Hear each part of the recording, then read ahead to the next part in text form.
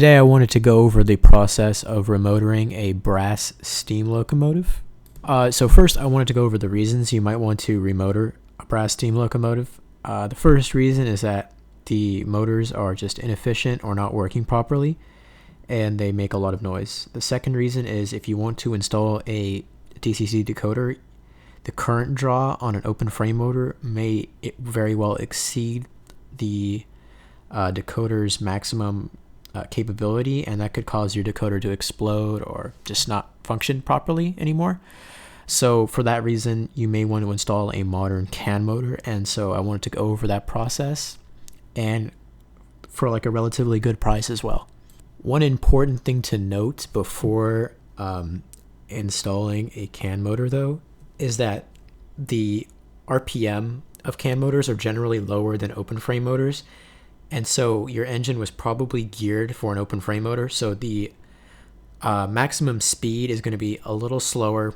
In some cases it's not going to be prototypical maximum speed, but for most people that's okay. I just wanted to throw that out there just as a warning. So the motor I've selected for this remotoring job is a Mabuchi SF266SA, and it's really good for a few reasons. It's got relatively low current draw, and it's really high torque, and it's just a good small form factor, and you can fit it in a lot of places, and it's $2 on eBay, and you know, that's just really cheap. I mean, it's 11 times cheaper than some of the other motors you would put in there, like a Canon EN22 or CN22, and it actually outcompetes them in many cases, and it's got very good slow speed performance, as you'll see later, and it's pretty quiet, and it's almost, dare I say, silent. The next piece we'll need is some silicone tubing. Most of the brass engines use rubber tubing to connect the motor to the drive shaft, but rubber tubing dries out and it just doesn't age very well, but silicone tubing does not have the same issues. You can get 1.6 millimeter inner diameter, and you can get fuel line tubing. Hobbytown sells them, Dubro sells them. I'll link some in the description. So the first step is to remove the two cap screws. So they can be in the back of the engine or they can be underneath the cab. From there, you want to remove the pilot truck screw that holds the front of the engine in, and then after that you should be able to pull the chassis from the frame. So as you can see, this engine previously used a rubber tube to connect the big giant open frame motor to the worm shaft, and that model works, but over time it ages. This one would appear to have been replaced because it's not like decayed or anything. But as you can see, the Mabuchi motor is just significantly smaller, more efficient, and honestly more powerful in terms of torque, so you should be able to pull more with it. The only drawback, as I said, is that you'll get a lower top end speed. So the next step is to remove the motor. You'll usually be able to tell which screw it is. In this case, it's behind the rear truck. From there, you probably want to desolder the wire that's connecting the, the tender pickup to the top of the motor.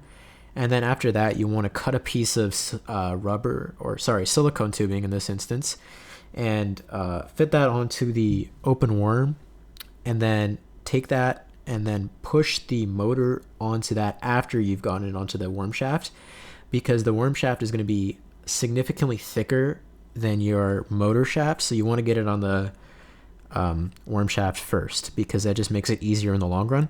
And then after that, you want to either glue the motor in, because you can actually glue this in because the Mabuchi motor is self-isolating, so it's okay if it touches the frame.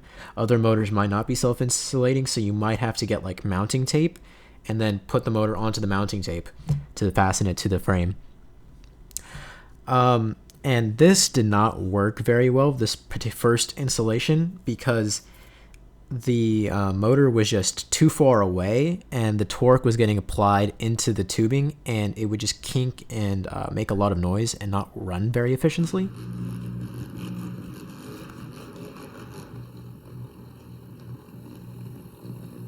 So I took it apart and then I removed the original frame for the motor, and then what I did is made my own out of styrene and glued it in. That ended up not fitting the clearance, so I ended up taking that out later. But you can do a similar thing with construction, or you can do a similar plastic construction, or you can just glue it in directly to the frame like I said.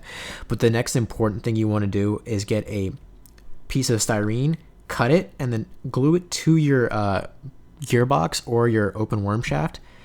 Sorry, not the shaft, but the worm gear itself. I'll show you in the picture. And then you want to fasten it to the top of the motor as well. This is called a torque shaft, and it basically applies the torque into the torque arm instead of applying it into the rubber, which makes it run smoother and just prevents the kinking issue. I also mounted it much closer so there's less tubing separation between the motor shaft and the worm shaft.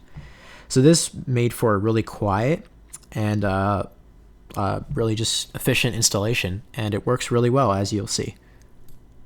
All in all, this installation will run you about $3 worth of material. The motor itself is only $2, and then you need about a few cents worth of plastic. I used 0.040 styrene, and then about a few cents worth of silicone tubing. So it's a really cheap installation, and it works really good.